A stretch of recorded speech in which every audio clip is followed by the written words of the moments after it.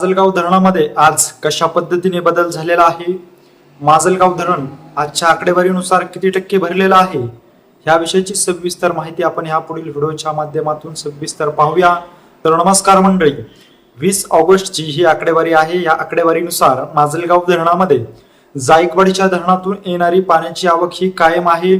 साधारणतः 1300 क्युसेकने जायकवाडीच्या धरणातून माजलगावच्या धरणामध्ये पाण्याची आवक जी आहे ती कायम सुरू आहे। त्यामुळे माजलगावचं धरण जे आहे ते 22.10% पर्यंत पोहोचलेलं आहे। जायकवाडीच्या धरणातून माजलगाव धरणामध्ये पाण्याची आवक येत असली तरी मात्र माजलगाव धरणापर्यंत पोहोचेपर्यंत ह्या पाण्याच्या आवकमध्ये खूप मोठी घट होत आहे। त्यामुळे माजलगाव धरणाची टक्केवारी वाढताना खूप मोठा असा विलंब होत आहे। याचबरोबर माजलगाव धरणातून सातत्याने बीड शहर, माजलगाव शहर याचबरोबर 11 ग्रामपंचायतला पाणी पुरवठा देखील केला जात आहे। याचबरोबर या धरणालगत अनेक शेतकरी शेतीसाठी पाण्याचा उपयोग देखील करीत असल्यामुळे माजलगाव धरणाची टक्केवारी वाढताना विलंब होत असल्याचं आता समोर येत आहे।